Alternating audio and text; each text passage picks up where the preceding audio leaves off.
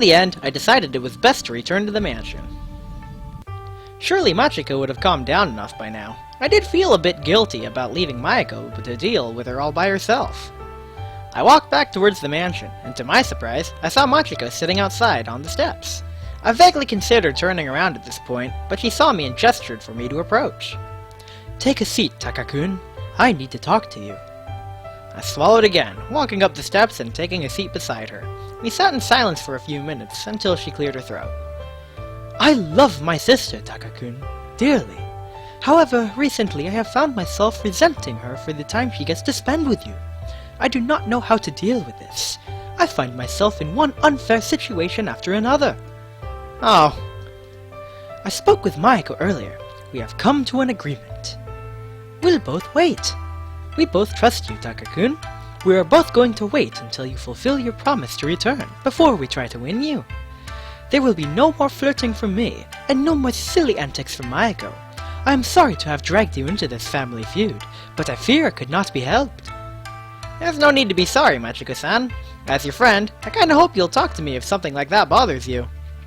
But I'm happy you were able to bury the hatchet." "Ah, but I hope you will come prepared. The battle will be intense upon your return. Mayako said she would like to apologize to you. I believe she is in her room right now." "I'll make sure to prepare myself for the greatest battle ever fought. But for now, I'll go find Mayako-chan."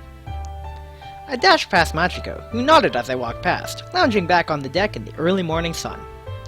I climbed the stairs of the mansion, looking around at what appeared to be the aftermath of their discussion. I thanked whatever angel was watching over me that I hadn't been around to witness or experience it. "Mayako-chan, I'm coming in! Machiko-san said that you wanted to talk." "No, wait!" By the time I heard her cry, it was too late. Through the open door, I saw her skirt halfway up her hips, her hands clasped around her chest. Mayako let out a shriek. "Ah! I'm sorry, I didn't know you were changing!" "Ah! Get out! Get out! Get out! Get out! Get out!" Okay, I'm sorry. I'm so sorry, I didn't mean to... I was cut off as I tried to leave, bumping into something rather warm and soft. The obstacle in question gasped as I toppled backwards into the room. "Mayako! And after our talk, no less! Honestly, I can't trust you to keep decent at all these days, can I?" "Wait! Onisama! I didn't do anything this time, I promise, I swear!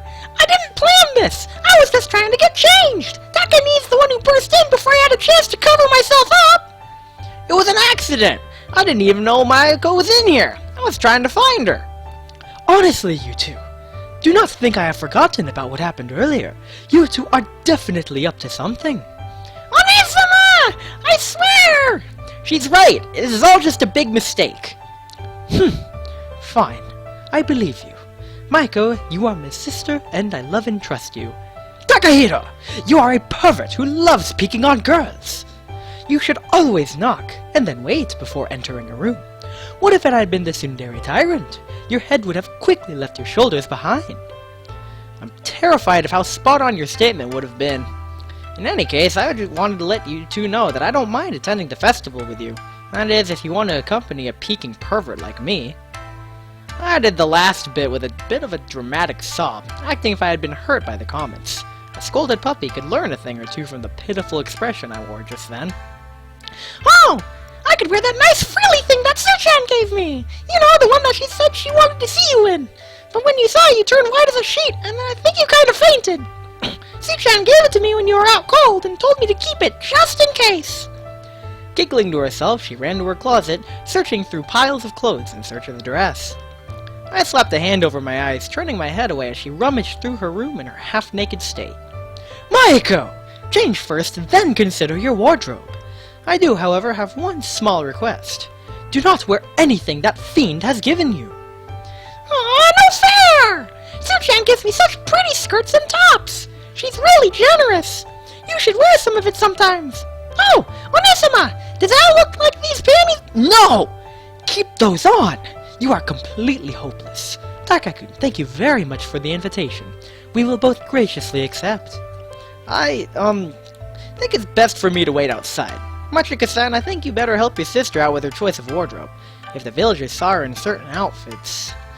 Found myself wondering what would happen if Mayako actually did end up going to the festival wearing nothing but an apron and her panties, but eventually let the thought go. The girls asked me to meet them at the outskirts of the village. After a short wait, they both arrived wearing their usual clothes.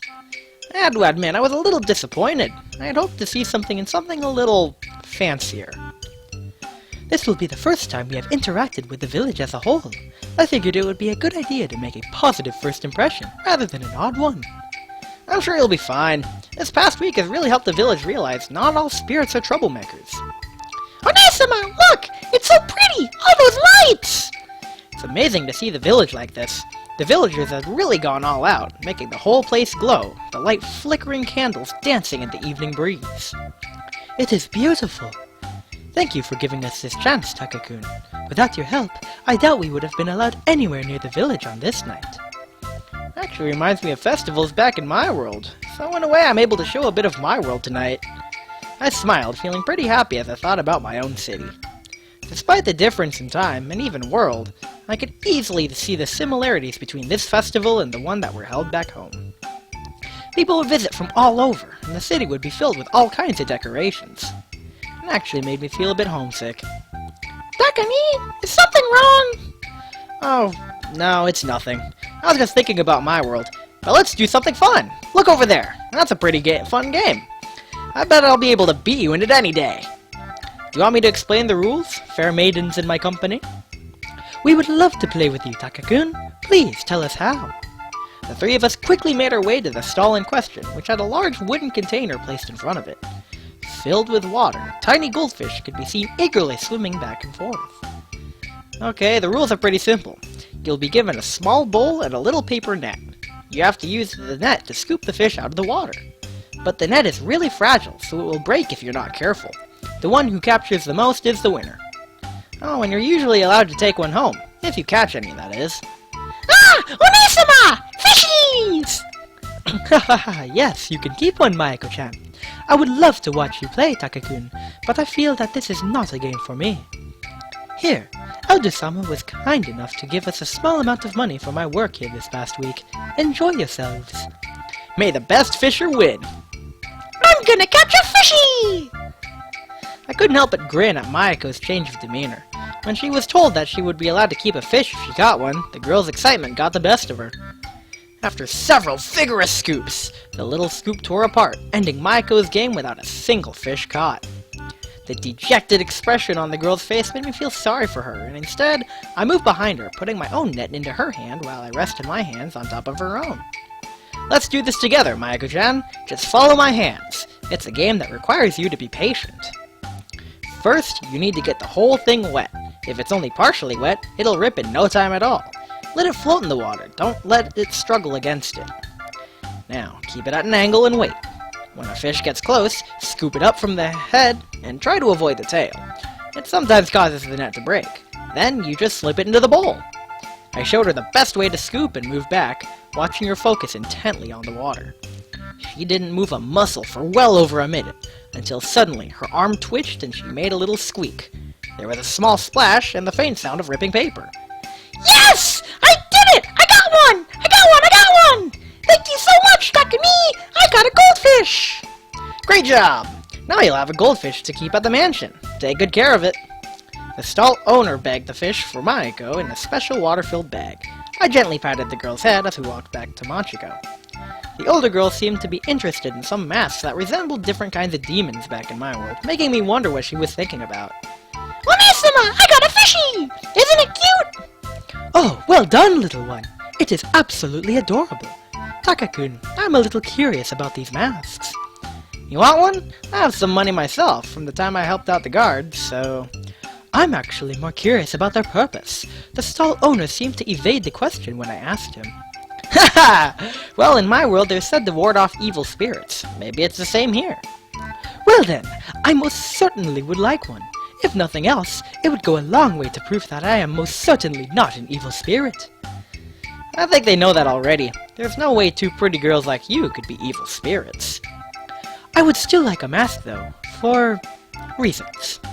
Alright, so I want to wear one. I got a little jealous that Mayako got to do something fun. You want me to pick one for you?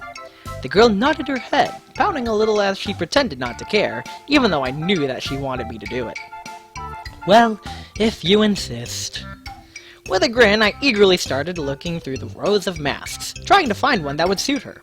There were cute ones, intimidating ones, and outright weird ones that I've never seen before. In the end, I picked one of the cute masks. I wasn't sure what type of demon it was supposed to depict, but it would have to do.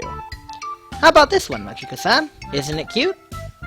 As I showed her the mask, it kind of resembled the face of some kind of feline creature.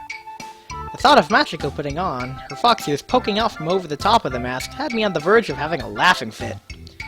It is very, nice. Thank you, Takakun. I will treasure it forever. Put it on! Put it on! Show us you're not an evil spirit! Okay, I may need a little assistance getting it over my ears. No, it looks perfect like that! It combines the charms of a fox spirit and the feline grace of a... well, whatever it is. I let a snicker slip before the sound of hasty footsteps suddenly reached my ears. Takahiro-kun! There's trouble!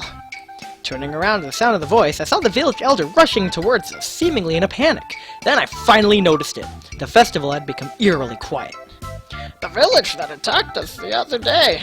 The spirit is back! And she brought her companions along with her! What? Onisama! Wait, are you saying they're here? At the festival? Yes, they all seemed agitated about something.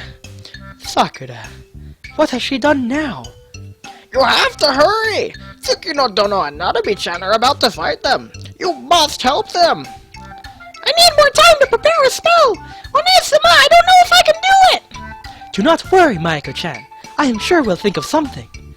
Maiko-chan, I have an idea, but I'm gonna need your help. Let's just get there. Where are they, Elder-sama? Near the bonfire at the village plaza. Nodding my head in confirmation, the three of us set off in the direction of the plaza, hoping we would arrive in time.